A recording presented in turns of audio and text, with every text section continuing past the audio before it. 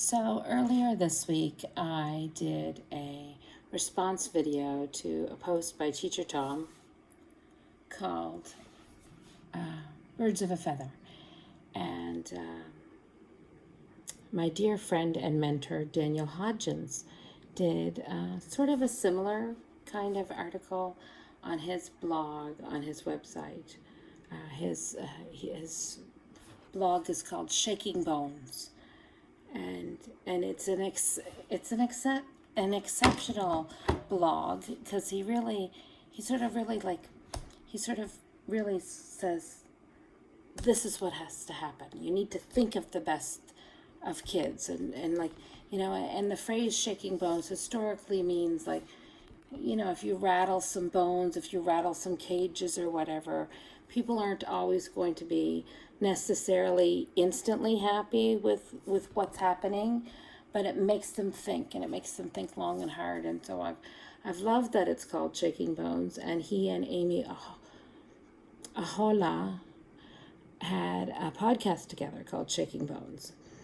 So this morning when I woke up on Mother's Day and I saw that he had done a post, I thought, oh no, because I had read it. And I thought, oh, no. Because I did a response to Tom's, so I should do a response to Dan's. And so, yes, I know Tom. Like I said the other day, known him for years, have followed his blog for years, think a lot of him, and his post resonated so strongly with me. Those of you who know, who watched my response, know how strongly it resonated with me. And as that day went on, I wound up doing a video with Corey Berg from ECE with a Heart, Corey Berg, who has been living every single day in the midst of providing childcare, early childhood learning during the pandemic. Like every day has been doing it. And so she's in the trenches, she's doing it, her team is doing it. And so in some ways, and there are a lot of centers that are doing it and have been doing it. And so I've made a point of reaching out to some of them because I can't just reference just one. I need to reach out to others and know, because our centers are going to be opening up soon here in Nova Scotia, and PEI, so Prince Edward Island's opening up very soon as well, New Brunswick. And so we're going to be in the same place. Not with as many new cases as there are in Dallas, Texas, or in the other cities that I reached out to, but we're going to be in the same place. And so someone had said to me that maybe my response to Teacher Tom's piece might have been very similar to Corey's had it been weeks into it. So I encourage you to watch Corey's response, my response, and the response we did together. Anyway, getting back to the piece Dan wrote today. So I first met Dan in 2012. And I've brought him to Nova Scotia several times to present. I've listened to him present in Florida and in California and in Maryland, I think I heard him present in Maryland. Anyway, and then he also came and spent several days in my program here in Halifax and mentored my staff directly in the classroom and did a parent night for my parents. Over the time, we've become friends as well. And I think the world of him, he's just a sensational person. And I'm sitting at a table where he and I played, what's the name of that game? Where you put the thing in your mouth. Played that game with my daughters. So anyway, my daughter and I, my 17-year-old daughter, read both Teacher Tom's post and Dan's post. And we had a discussion tonight during my Happy Mother's Day supper. And it was an interesting discussion. And a question that she asked, I don't have an answer for. And so I want to ask Tom and Dan to answer the question that she asked. So we did a video together, Deliska and I, and I'm going to post that. But I thought since I read Tom's article out loud, I thought I needed to read Dan's. So you can tell by the tone of my voice that I'm in a different place than I was the other day. So several things have changed. The province of Nova Scotia has announced that they are looking to open programs on June the 8th. They're going to reassess, but that they're looking for that. And a province right beside us is opening May the 25th. So several things have happened since the day that I read Tom's. But that doesn't mean that I still don't feel very strongly about Tom's piece. And then, of course, the fact that Corey and I did our video together. So let me read Dan's piece for you. You can certainly go to it yourself if you haven't already. So his website is danieljhodgins.com. He has a Facebook page called Invitations to Learning, and it's also shared there. And he writes posts on Shaking Bones pretty regularly, and I usually love all of them, and I usually share a lot of them. Anyway, so it's called I Have Been Waiting for You. Shaking Bones time. My friend and mentor, Bev Boss, helped me create a welcoming to all children that I use. I have been waiting for you. One time, Eric arrived in the morning, and I greeted him with, I've been waiting for you, Eric. And Eric asked, how long would you wait? My response was, forever. This is more than a greeting. It is a message that I care, and I have prepared a place for you. As children arrive upon the reopening of some of the early childhood programs, we need to think about what this message means to children. Because of the COVID-19, truly our world will be different. It is important as we prepare for those changes that we still keep in mind what is appropriate for young children. Some of the changes being suggested that we make in our programs are not developmentally appropriate. And we are going to have to make some important decisions and actions. And sometimes those actions will require us to take a stand. Just a reminder of some of those changes that are not appropriate. And then he provides a list. Adults who work with infants and toddlers wearing masks. And then he has in brackets, reminding you that children at this age do not see the person behind the mask. Next point in the list, requiring young children to wear masks. And then in brackets, unless they are playing cops and robbers. Next point, social distancing for young children.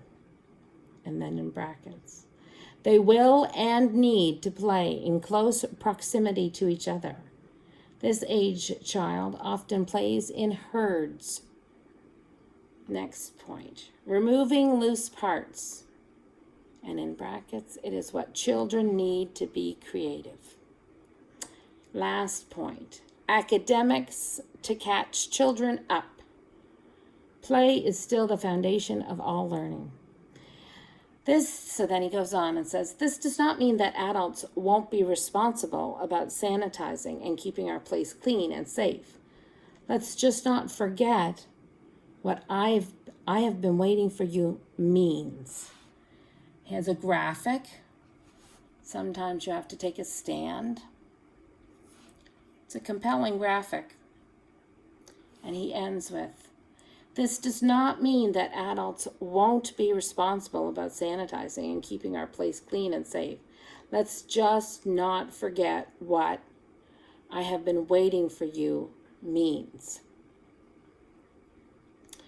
And so I've read it several times, and I've been trying to take my feelings about Dan as an individual who I care for so much as a friend and put those feelings here.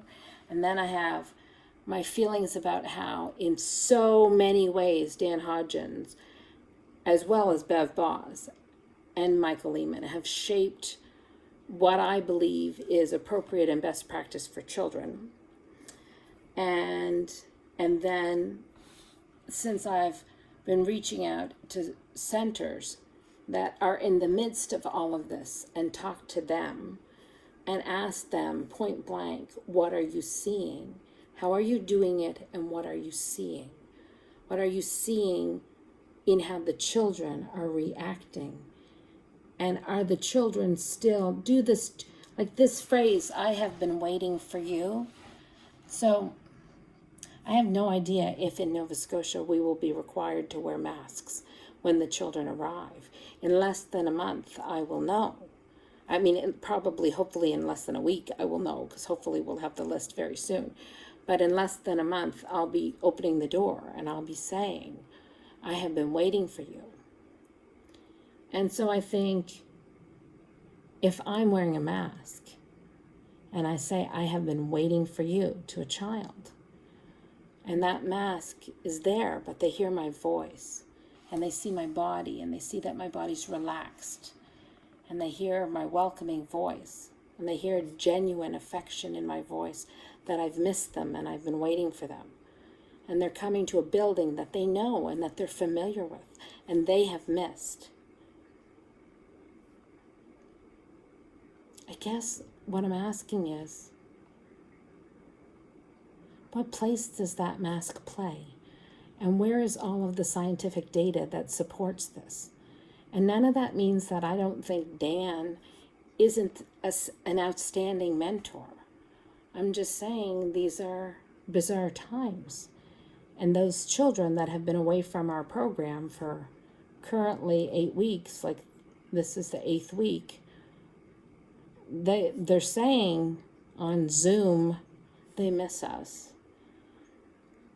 Their parents are saying they miss us. Some of the people have driven by the center because the kids want to see. They want to see, is there anyone on the playground? Is there anyone there?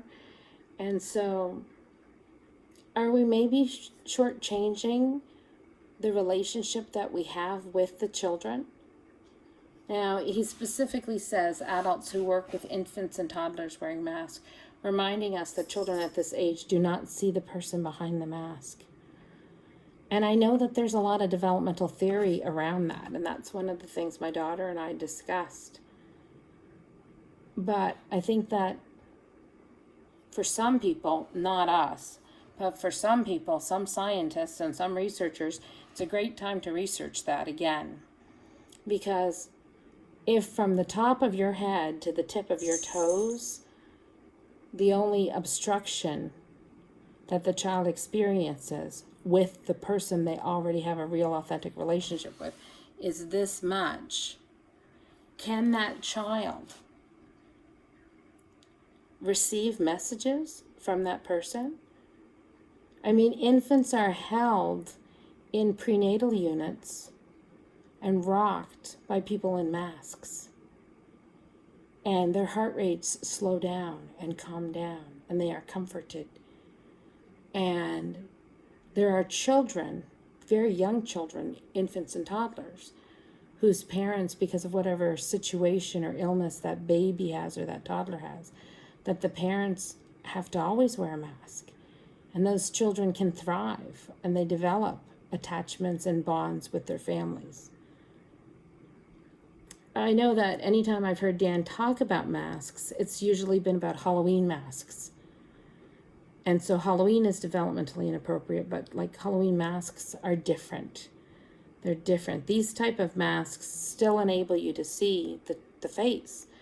And so this video has to be, people watching might think, well, she's changed her tune. Listen to how impassioned she was about Teacher Tom's post. But I'm just as impassioned about Dan's, because I completely agree with every single thing he has said. The change that I have is that everything that he has said needs to be applied to typical times. And when he says to take a stand, I'm not sure who we have to take a stand against. Are we taking a stand against the premier of our province, or the health inspector, or the highest medical officer that represents your province or your state or the entire world and say, absolutely not. At no point in time should anyone engage in trying to have a meaningful relationship with a child in a mask or social distancing. I mean, they're gonna play close together because they're kids. So you're just gonna have to keep reminding them. But preventing the spread of the illness and keeping hospitals from being overflowing and all of that is a reality. These children still need us. The parents still need the programs. And the programs are going to die and disappear, and then there will be no early learning programs anymore. So the families need us, and we need the families. And the vaccine is a far, far, far date away. So when my daughter read the 2 articles, after we chatted for a couple minutes, she said, because she read them, and she said, they make good points. She said that. And I thought that was interesting because Dan and Liskey know each other, and they're good friends, and they really like each other. And but she doesn't know Teacher Tom. She's just heard me talk about him. But she said they make good points. And so then we talked some more, and we really kept talking. And then she said, so what are they really saying? She said, are they saying for programs to not open? And so then we videoed our discussion. And we ended our discussion with asking Dan Hodgin and Tom Hobson, is that what you're really saying? So anyway, I'm going to post up the video of Liskey and I talking. So I just wanted to sort of give you some context about our video. Okay, have a great day.